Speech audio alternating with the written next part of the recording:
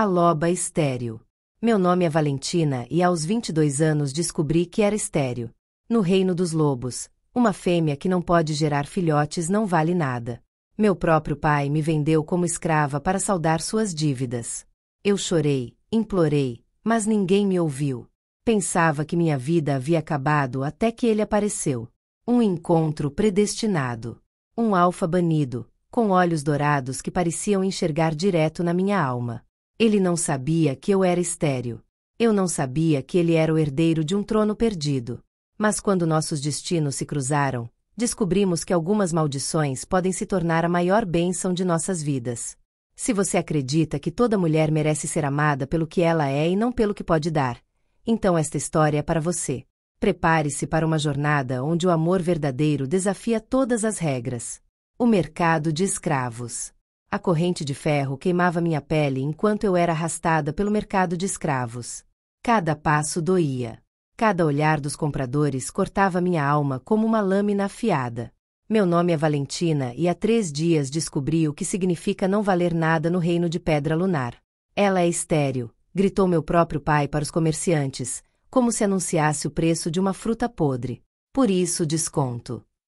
As palavras ecoaram em meus ouvidos como um eco maldito, estéril, incapaz de gerar filhotes. No mundo dos lobisomens, isso era pior que uma marca de morte na testa. Uma sentença de vida vazia. Era uma sentença de vida vazia, sem propósito, sem valor. O sol escaldante batia no meu rosto sujo de lágrimas, enquanto eu era exibida como um animal no matadouro. Minhas roupas rasgadas mal cobriam meu corpo magro. Eu havia perdido peso nos últimos meses, desde que os médicos da matilha confirmaram minha condição. Desde que meu noivo Marcos me rejeitou publicamente, cuspindo no chão aos meus pés. Rejeição. Por que você não me contou antes? Ele havia gritado, seus olhos azuis brilhando de raiva. Desperdi minha vida com uma fêmea defeituosa. Humilhação. Defeituosa. A palavra martelava em minha mente enquanto um homem gordo e suado se aproximava, examinando meus dentes como se eu fosse um cavalo. Suas mãos nojentas apertaram meu braço, testando minha força, negociando meu valor. O comprador. Ela serve para trabalho pesado? Perguntou ao comerciante. Meu pai. Serve sim, senhor Edmundo. Ela pode trabalhar nos seus campos de aço. Não dá problema. Não reclama. Minha dor. Meu pai nem sequer olhou para mim enquanto falava, como se eu não estivesse ali, como se já tivesse morrido. Fechei os olhos e tentei me transportar para longe dali, para os tempos em que minha mãe ainda estava viva, quando ela penteava meus cabelos castanhos e me contava histórias sobre lobas guerreiras que salvavam seus reinos. Memórias de minha mãe. Você tem algo especial, Valentina, ela sussurrava. Um dia você vai descobrir o quê? Mas minha mãe havia morrido quando eu tinha 15 anos, levando com ela todas as histórias bonitas e toda a proteção que eu tinha no mundo.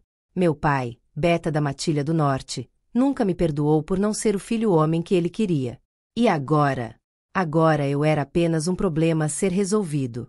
O valor de uma vida. A oferta. 200 moedas de prata, ofereceu o homem gordo. A negociação. Ela vale 300, regateou meu pai. Olha só esses braços, essas pernas.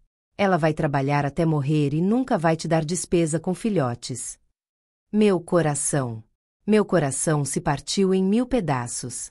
Como um pai podia falar assim da própria filha? Como ele podia me reduzir ao valor de uma ferramenta quebrada?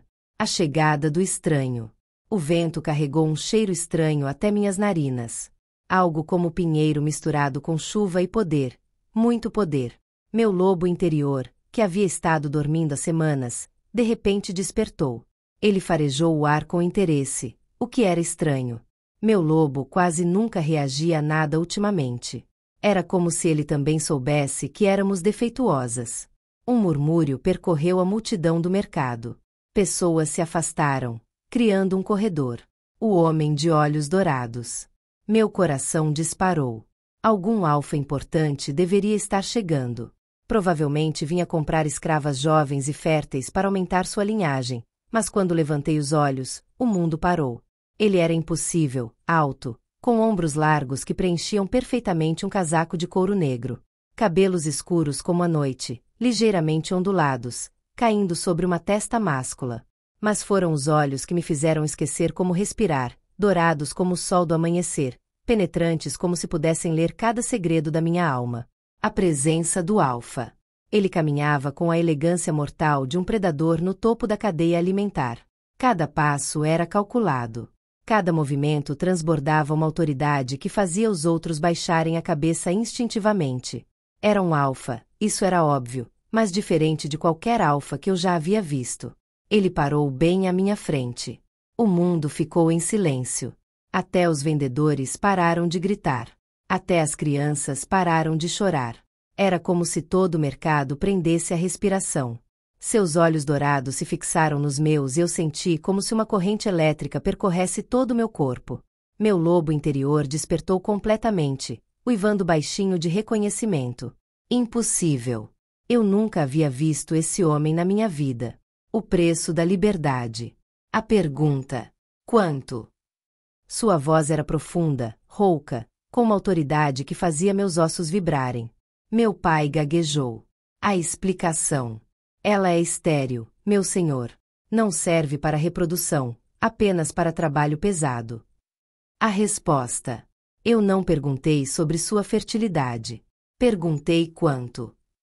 Sua voz cortou o ar como uma lâmina. A oferta. 500 moedas de prata. Meu pai sussurrou claramente aterrorizado. O estranho tirou uma bolsa de couro e jogou-a aos pés do meu pai. 1000. Liberdade inesperada. Meu pai arregalou os olhos, assim como todo mundo ao redor. 1000 moedas de prata por uma escrava estéril. Era um absurdo. Quebrem suas correntes. Ele ordenou para os guardas do mercado. Senhor, ela pode tentar fugir. Um deles começou. O alfa virou a cabeça lentamente na direção do guarda. Não disse uma palavra, apenas olhou. O homem empalideceu e correu para quebrar minhas correntes com tanta pressa que quase derrubou as ferramentas. O primeiro toque. Quando o ferro caiu dos meus pulsos, senti uma liberdade física que não experimentava há dias. Mas emocionalmente eu estava mais perdida do que nunca. Porque esse homem havia pagado tanto por mim? O que ele queria? Ele se aproximou mais e seu cheiro me envolveu completamente. Pinheiro, chuva, poder e algo mais. Algo que fez meu coração disparar e minha pele formigar. Você vem comigo, ele disse baixinho. Apenas para mim. Não era uma pergunta, era uma ordem. Mas a maneira como ele disse, havia uma gentileza escondida ali, como se ele estivesse me oferecendo uma escolha, mesmo quando não estava. A escolha. Olhei para trás para meu pai. Ele já estava contando as moedas, um sorriso ganancioso no rosto. Nem sequer olhou para mim. Para ele eu já não existia. Nunca realmente existira. Eu. Minha voz saiu rouca e fraca. Eu não sei nem seu nome. Ele estendeu a mão para mim. Sua pele era quente, rugosa, com calos que falavam de batalhas e trabalho duro. Alexandre. Ele disse. Meu nome é Alexandre. A conexão. Quando nossos dedos se tocaram, senti uma onda de energia tão intensa que quase caí de joelhos. Era como se um raio tivesse me atingido, como se todo meu corpo tivesse despertado de um sono profundo. Meu lobo interior praticamente ronronou de contentamento. O que estava acontecendo comigo? Energia. Alexandre sentiu também. Vi em seus olhos. Eles se arregalaram por uma fração de segundo antes que ele recuperasse a compostura. Mas foi o suficiente para eu saber que aquilo não era normal. Mistério. O que quer que fosse aquilo que estava acontecendo entre nós, não era normal. Caminho. Venha, ele disse, sua voz mais suave agora.